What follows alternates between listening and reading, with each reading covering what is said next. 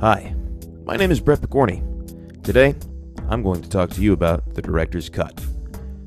The director's cut is a cultural phenomenon that has been sweeping the world of entertainment, from movies to video games, since the dawn of, well, the 80s. Two of the first films to do this were Michael Cimino's Heaven's Gate, originally released in 1980, and Ridley Scott's Blade Runner, released in 1982.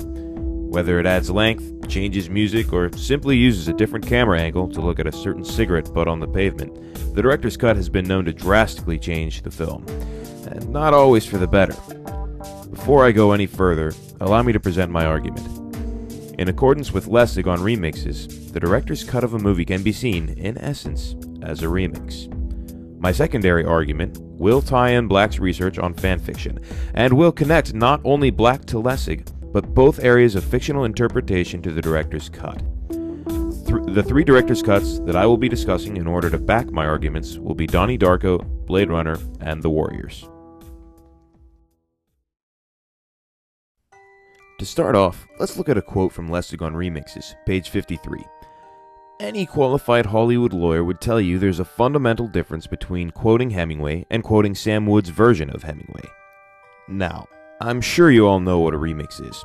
Whether it's the difference between INXS's version and Joe Cocker's version of Never Tear Us Apart, or Little John sampling from Ozzy's Crazy Train, a remix can be seen as a new piece that's simply borrowed from an old one. What Lessig is saying here is exactly that. While Sam Wood may be using a Hemingway piece, it is his interpretation, and it can therefore be interpreted as a new piece altogether. Let us first look at Donnie Darko as an example of the director's cut being a remix. Once again, according to Lessig, page 69, unlike text, remixed media may quote sounds over images, or video over text, or text over sounds.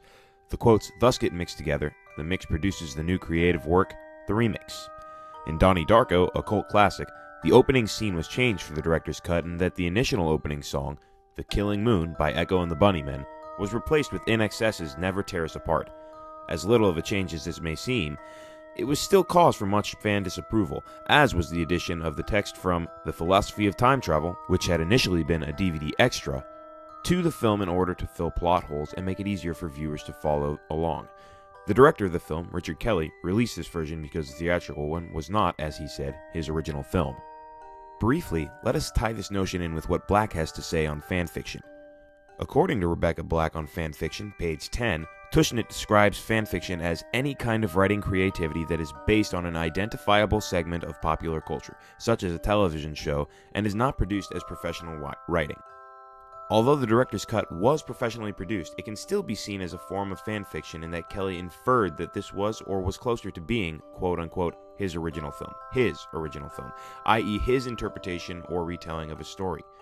In the same way that Black describes fanfiction through Tushnet as being a form of written creativity based on an identifiable segment of popular culture, Lessig offers an example of remix through his friend Ben on page 51, saying that Ben was able to construct a whole new argument by deconstructing what was said in what he read. He essentially used no new material, and he didn't have to. What was already said, could say it better than he could in his own words. In a similar fashion to Darko, the director's cut of The Warriors did not significantly change the film. Rather, it seemed to play more toward the director's desire to revert to childhood comic-style nostalgia, and that several transitions were transformed into a comic book fashion animation. Blade Runner, on the other hand, offered an entirely new ending. The original ending, which did not satisfy the cast or the director, Ridley Scott, was changed in a way that left more to the imagination. Instead of the happy ending that was offered in the theatrical release, there was left open the possibility that the main character himself could have been a replicant.